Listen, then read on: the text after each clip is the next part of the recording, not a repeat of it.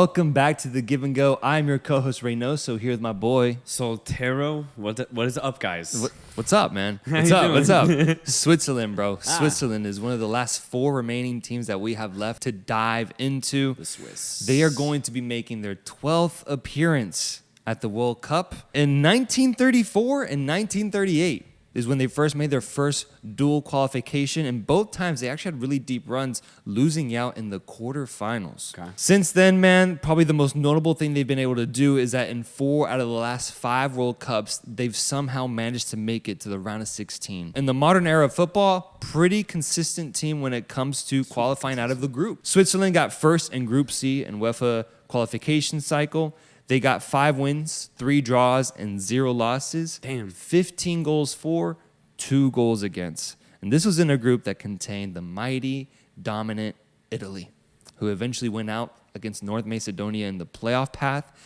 Switzerland found a way to top Italy and get out of this group and automatically qualify for the World Cup, man. That says something. As we mentioned, they've been drawn into Group G with Brazil, Serbia, and Cameroon. And this Swiss team is shaping up to be a really interesting squad to look at because there's been some tinkering with the squad since 2018. A couple different players have come in, but not just that. Their chemistry has improved, man. They've been playing some high-flying football that, honestly, I don't know if we've actually seen from the Swiss at this level, man. Coming off of a huge upset in the Euros as well, beating France, the defending World Cup champions, to then progress on.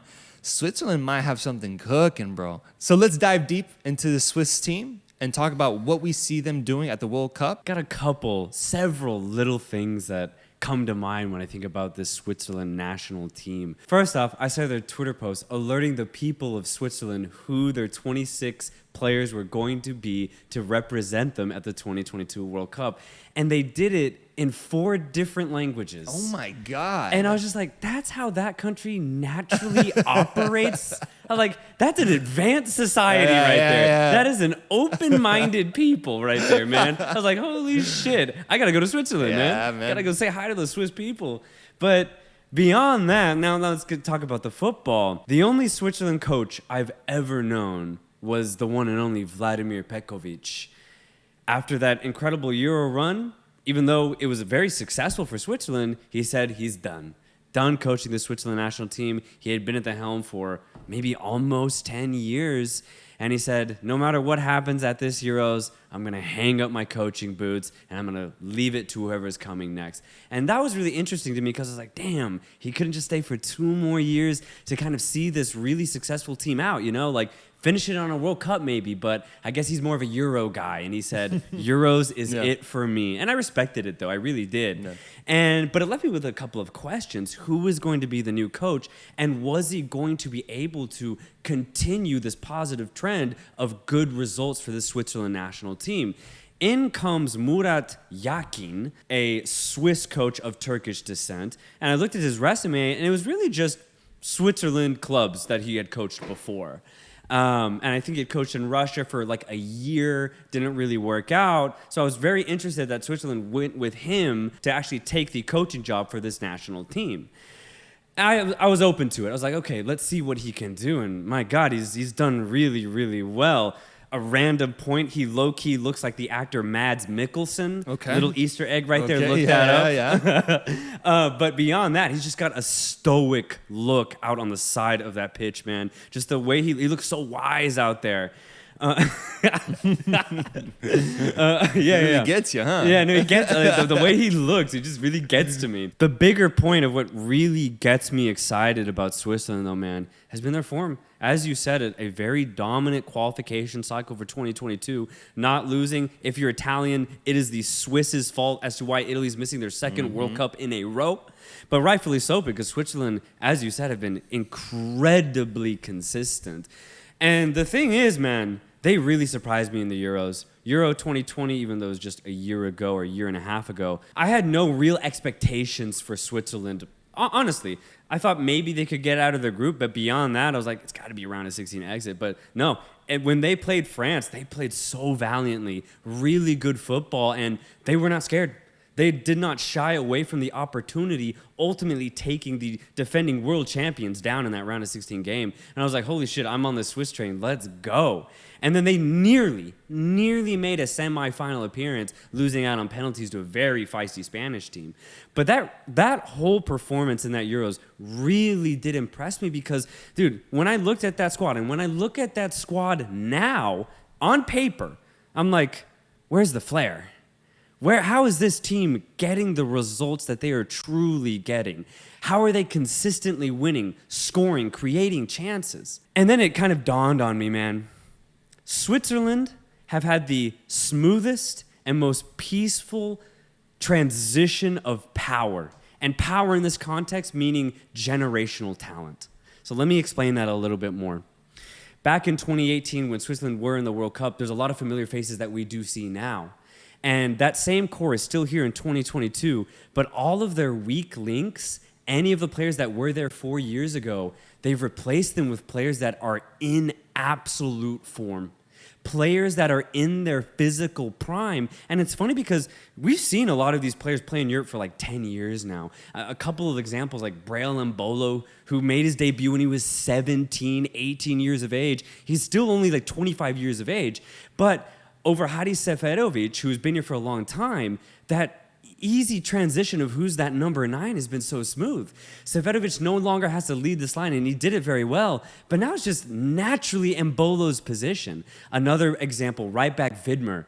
He's 29 years of age, but he didn't really start playing for Switzerland until 2 years ago.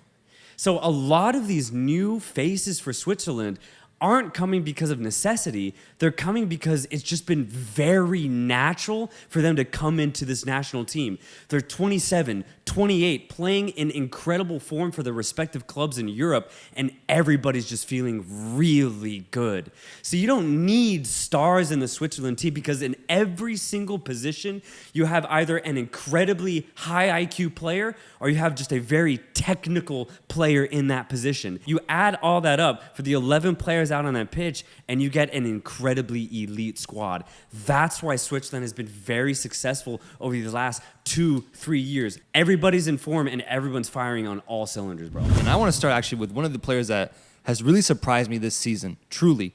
Captaining and leading the best team in the Premier League right now when it comes to the points. Arsenal's very own Granit Xhaka has been absolutely incredible, man. Immense. And it kind of falls in line because his trajectory with Arsenal goes straight in line with Switzerland's trajectory with success. A few years back, he was not the same guy that he was now. And it was like just something happened. A switch was flipped that ultimately activated leader Xhaka, bro. He has become so much more effective in general, bro. Because a few years back, I used to be an anti-Granit Xhaka guy, man. I just didn't see it. Yeah. I didn't see it with him. I thought he had his limitations. I didn't really see any creativity. And beyond that, I didn't see any leadership, especially with that highlight of him flipping off or nearly flipping off Arsenal fans, bro. That whole situation just told me that this guy is not built for it. Yeah. Look at how we're talking about him now, man. Yeah. It's crazy the progression that's happened for him. This is a guy that I think is going to show out. This is what his career has built up to, is this moment. Wearing that Swiss jersey at the 2022 FIFA Qatar World Cup, and it's perfect, man. It's so fitting that he's already doing so well with Arsenal this season. Yeah, man. When I think about Granit Xhaka right now, he's a complete midfielder. High IQ player on the ball, box to box if he wants to be, creator if he wants to be. Or if he needs to be, he can get very, very physical and just play a very defensive game. He truly is a complete midfielder in this modern game. His versatility, in my mind, has allowed him to redeem himself at Arsenal, because his ability to not just be very good at one thing, and whether the coach liked that or not, maybe that actually would have ruined him, but the fact that he's so good at multiple things in that midfield, I think allowed him to kind of just open himself up out on that pitch, be more comfortable where he needed to be, and then from there, once the rest of Arsenal started clicking, Granit Xhaka just started clicking with them. It was a very natural progression at club for Granit Xhaka, and it's just completely translated to the Swiss national team. And the guy that I think is actually going to partner Granit Xhaka as kind of like a double pivot for the Swiss national team, Remo Freuler. the guy who popped off at Atalanta a couple years ago under Gasperini, a very good defensive midfielder, now playing at Nottingham Forest, but still a big piece in that team. The thing about Freuler is that he has like no flair whatsoever, like at all. But dude, when you see him play, he's just smarter than everybody else. Whether it's being proactive and understanding where the ball is going to go, Freuler's immediately there on the opposition. And as soon as he gets that ball, he's not going to do something crazy with it. He's not going to do a crazy through ball or a deep, long ball pass, but he's just going to be smart with it. So when you have kind of a distributor in Granit Xhaka, the perfect foil in that, right next to him, you have that in Remo Freuler. The way that Switzerland shapes themselves up, usually in a 4-2-3-1, if we move on up, we're talking about 4 offensive options now, and I want to just go straight to the main man himself, man. The man that has defined Switzerland for the past 10 years for me, man. I've never seen a Swiss team without him, and it's just beautiful to know that he's going to be showing up to this squad with a lot more talent now than ever before, bro. Yeah. And that man is none other than Shaqiri. Chicago Fire's very own Shaqiri, bro. Yes, Here sir. in the States, man, not far from us. Plying his trade in the MLS and low-key popping off, bro. Oh, he had a good season. 7 goals, 6 assists, something like that. Yeah. An amazing player, bro. Has always proved that at every single club he's gone to. The type of player that you just love to have in your team, man. Yeah. I remember watching him a lot when he would come off the bench for Liverpool in their really fantastic seasons, like in the past 3-4 years. And he really did play such a pivotal role. Like, he's so clinical, man. The minutes that he got, he would get a goal, bro. He would get an assist. He would prove to be a really important player for us. And it's actually pretty crazy because there were times where the discussion of should Shaqiri infiltrate this front three of Liverpool, which was Mane, Firmino, and Salah at the time, like, there was a genuine argument to be made that Shaqiri deserved it, bro, because he is a top-level player, also having played at Bayern Munich as well. He's just an all-around class player, but the thing is, he is getting a little bit older in age. Yeah. His game has developed a little differently now that he's a little bit more limited, and I do think that that's why he made the move over to the MLS. What's amazing, though, is that he plays the same role for Switzerland, bro. There was a time when, for this team, he was basically the sole guy, the really only option that existed for them to have any sort of offensive impetus. But now, man, he is surrounded by an actual supporting cast, players that can match him in level and quality, and there's a chemistry. There's a bravado. There's a swagger to this offensive line now. Shaqiri's resume, the teams he's played on, is so intriguing, man. You already said it, Liverpool and Bayern. But at both of those clubs, he was not the starter. No. He wasn't. Yeah. But it's so interesting because regardless of that fact, he was consistently starting and leading this offense of Switzerland for, as you said, the past like 8 years. So it hasn't even affected him, the fact that he was a bench player for like half of his prime, which is ridiculous. Yeah, you think true. of any other player who is in their prime, if they're on the bench, I'm criticizing them. I'm like, they can't be playing for the national team. I don't like their start. Like, I would criticize it. And I actually did criticize Shaqiri for a little bit because I'm just like, get out of Bayern, bro. Like, especially when he was at Bayern, I was like, you're good at Switzerland. I bet you could be even better if you were just somewhere else. But the fact that he continually showed up in that Swiss jersey, I was just like, maybe he's just incredible at training and he doesn't mind not starting. Yeah. Like, he just gets it. And that positive mentality made me realize, I was like, oh, okay, Shaqiri's built differently. Like, he just gets it. He understands the world of football, and I guess he understood that playing at Liverpool and Bayern, he might not start, but I bet you he was just going off in training when he had the chance. And of course, both coaches at Bayern and Liverpool always trusted him to come off the bench and try and make something happen. At that point, I stopped criticizing him because it's like, nah, Shaqiri's a baller, man. Like, regardless if he's playing or not, he trains hard and he shows up for Switzerland. So there's nothing to criticize there. So yeah, I apologize, Jordan. I send my apologies. Man. As you said, his role has not changed. Even though he is a little bit older, now plying his trade here in the States, his role hasn't changed. He's going to be the main point of attack for this team from a creative standpoint, and he's just gonna try and create havoc, man. Wreak as much chaos as he can, penetrate off the dribble, maybe provide to his wingers, and then he's always gonna look to score, bro. Shaqiri's got a boot, and he's not afraid to shoot. Bro. Yes, dude, and he's actually wildly technical, man. Yeah. Every time he gets on the ball, I'm like, God damn, I didn't expect that from someone of your stature, I guess. Like, it's so surprising. He can do it all, man. He can do it all, and he's gonna be a big part of this offense, man. I think from a creative midfield point of view, who's going to pair up alongside Shaqiri? I have Ruben Vargas and Gibril So of Augsburg and Eintracht Frankfurt, respectively. So 2 Bundesliga products. So specifically, I think is going to be the guy that kind of can provide an X factor for this Swiss squad. Honestly, he surprises me by how technical he is. He's a very good creative midfielder, and he can get forward. Not afraid to make runs into the box, and he's a very good passer as well. So I expect So to have a good tournament. For Vargas' output is a little low. I'll be completely honest. So he might be the weakest link out of, if you say there's an attacking 4. I think Ruben Vargas is the weakest link. Maybe we even see Renato Steffen make appearances too off the bench, or maybe even in that starting position. Vargas is a dog, though. He is a fighter, having a good season for Augsburg. But again, I think his output isn't that great. So I do expect Vargas probably to start, but I don't see him maybe having as good a cup as maybe Shaqiri or So. Why do you think Switzerland has? They have 2 players with like Latin names, Vargas and Rodriguez. Dude, that's what I'm getting at. That's why that Where does that come from? That Twitter post had 4 different languages, as if it's always been like that. That's weird. Isn't that crazy? Vargas, bro. That's a Chilean name. Yeah, like the States don't even do Spanish. All the posts are always in English. Oh, yeah. And that's what I'm saying. Like, the Switzerland just naturally, like, we're going to inform our people. We're going to use all 4 languages. Dude, that's man, dope. They really mixed it. Yeah, it's dope. It's dope. And you mentioned it, man, that the 25-year-old Embolo will be starting over Seferovic. And I think that is true, because if you look at the Nation League's result that Switzerland has been doing recently, which, by the way, they managed to beat Portugal and Spain in their past 2 out of 3 Nation League matches. Their recent form has been also equally incredible, man. Mm-hmm. No, they've been really impressive. And Bolo's starting, playing at Monaco right now, and I think he's got about 7 goals to his name, I believe. So that's good enough for me, bro. That's all I need to see. I think you're good to go, Embolo, please. I think Embolo is going to be the surefire option, but then you do have options off the bench in Seferovic, but also Okafor from RB Salzburg, who is one of their leading scorers for them in the Austrian league. So that is another option that can come off the bench, and a little bit of depth that Switzerland has here shaping up for them. That striker position, for me, really exemplifies how good Switzerland are with their youth.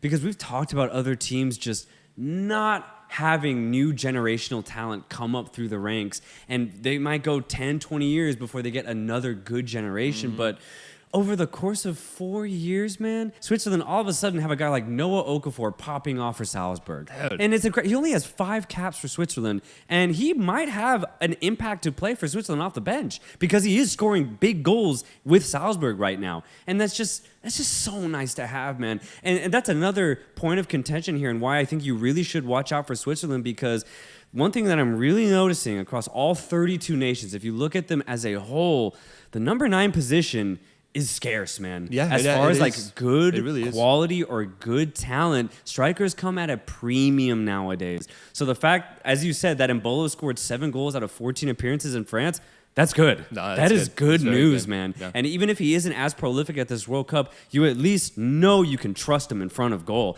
And then you add in the fact that you have guys like So and Shaqiri to be creative outlets from a midfield perspective. Dude, Switzerland actually have Switzerland actually have good depth from this 11. That's a great point, man. Switzerland has done something with their development, bro, because having a striker at RB Salzburg, I mean, any player at RB Salzburg, that's what SNL is to comedy, man. If you're at RB Salzburg, you're on a good trajectory to go somewhere with your life, man. You're going to be somewhere else, man, in the future, and it's going to be really good for you. Switzerland is just doing it right on all fronts. Yeah. And then we go all the way to the back to defense. Switzerland has some really good talents here. The obvious player to highlight has to be Akanji, who went from Borussia Dortmund over to Manchester City, becoming one of Pep Guardiola's troopers now, and fully embracing it, bro. What is Pep doing to these players, man? I don't know. What does he do? What does he say to them behind the scenes that other coaches don't manage to do? Because, bro, he just turns these players into fucking stars, man. Akanji has already played in a good amount of big games for Manchester City, and is now starting to like really gain his stride there. And I'm just like, my God, man, they just got him. I know. So Switzerland is going to have a hell of an option there to start for them at the center back position. And what a guy to have, man. I mean, this guy is just really reliable. He's on the come up, and he's learning the ways of football through Pep Guardiola's Manchester City. I think another player worth highlighting is their left back, Rodriguez, who I feel like I've seen this guy for as long as I've seen Shaqiri, honestly. Yeah. He's been around for a while, too. And same thing as Shaqiri, he's not actually that old, but he's become a mainstay for Switzerland at that left back position. Finally, though, the player that, man, this guy has become almost synonymous with Switzerland is their goalkeeper, bro. Jan Sommer, who unfortunately has caught an injury and is questionable about whether he will be able to go to the World Cup. I hope for the best there because he's like their Ochoa, bro. Yeah. He's already had a number of really good games at the World Cup where he just completely saves Switzerland from complete demise. Even at the club level, I remember he had a really good match against Bayern this season. And I think he had like nearly 20 saves in the game where he broke some sort of record with how impressive he was that match. So it has to be Sommer if he's healthy. If not, then I do believe they will be starting Omlin from Montpellier.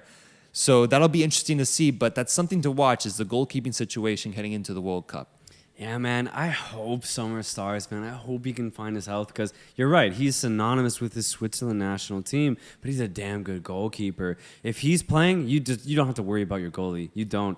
Just hope your defense can do their job, and Switzerland will barely concede. Sommer is an elite goalkeeper in Europe. He's had an incredible career, and he's not even that old. I think he'd be the oldest starter at 33 years of age, which, again, really highlights how in shape age-wise this team is, man. Like, they're all between the ages of 24 and 29. Damn. The perfect age range for a footballer. If your oldest guy is 33 and that's your goalkeeper, man, you're looking really good. And again, another kind of veteran guy that they can rely on is Ricardo Rodriguez, the left back. And again, he's not even that old either. This defense for Switzerland is looking really, really good, especially if you add in a player like Manuel Akanji, a guy who I think will start alongside Akanji, though.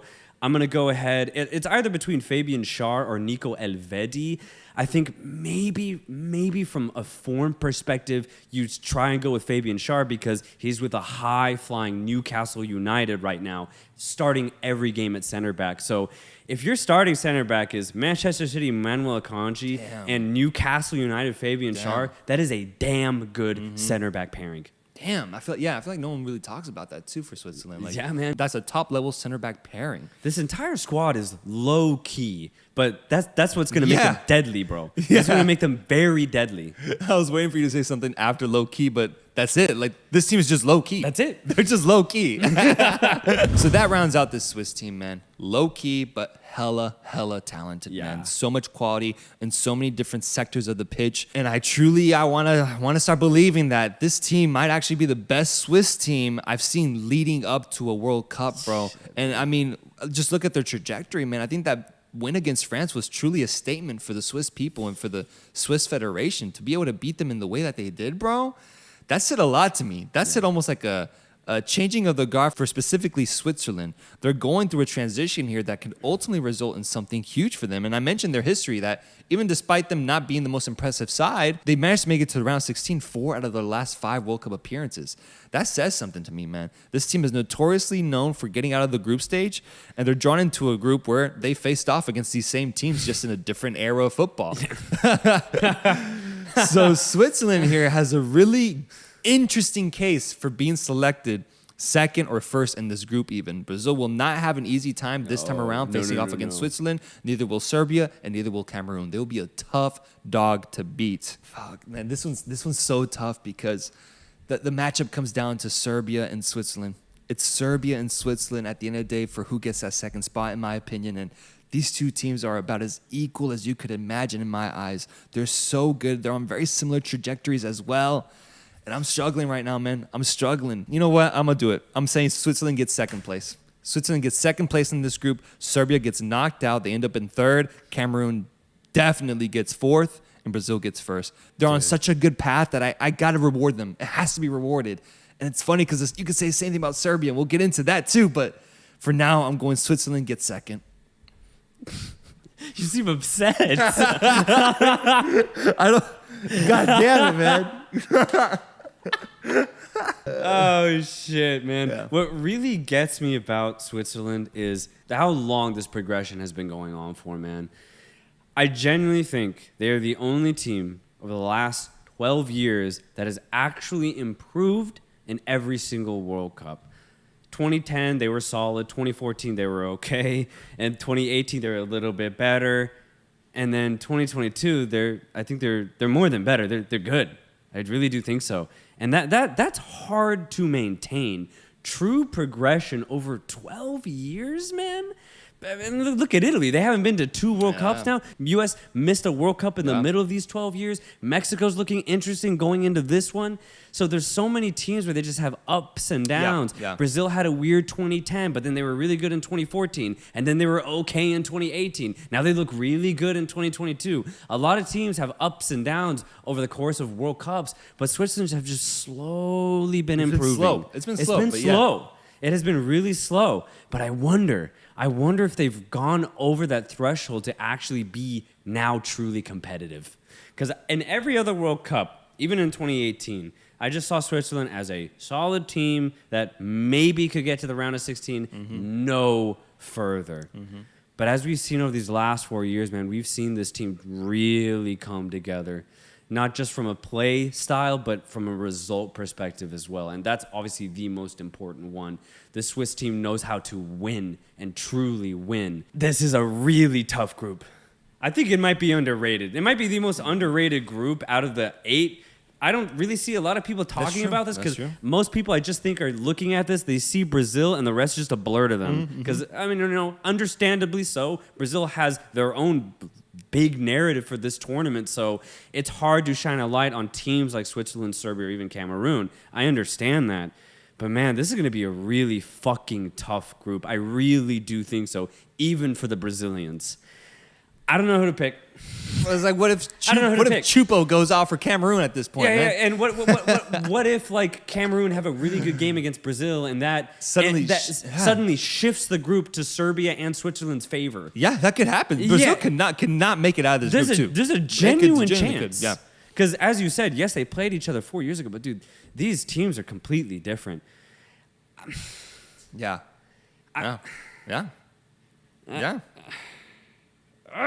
Be honest. I know, man. Entertain this. I see Switzerland getting out of this group 100%. Okay. So, yeah, I think Switzerland get out of this group. Okay. Yeah. All right, we're overcomplicating it. Maybe. I have Switzerland getting out of this group. I have no idea how they're going to do it, though. Okay. I have no idea where they're going to get their points, who's going to drop points. No clue. I couldn't tell you. What I can say is that Switzerland are getting out of this group. FIFA just like allows 3 teams to get out of a group for the first time in history. That's what that sounds like. And they take it, and like the worst second place team in another group misses out. Yeah. That'd be dope. If it was worth, like if it was deserved, that'd be dope. And this group could be the first group in the history of the sport that could be deserving of that for sure. What if Brazil, Serbia, and Switzerland all finish on 6 points, and the third place team loses out on goal difference? That'd be insane. Yeah. That's how I'm seeing it, bro. I'm seeing it that close, bro. I'm seeing it that tight. Oh, God. All right, so we both have Switzerland making it out. I have Switzerland making it out. Serbians are going to be interested to know what we think about them, bro, because we can talk that about doesn't Serbia. mean that doesn't mean we're ruling them out. I'm not ruling out nobody. Except Cameroon. I'm ruling out Cameroon. That is Switzerland, folks. Thank you guys so much for watching. Make sure to comment, like, and subscribe to keep updating with us. We only have three World Cup deep dives left, folks. So make sure to watch out for us because once the World Cup starts, we'll be producing so much more content about the games and daily roundups. So look forward to that, guys. We will see you guys soon. Peace.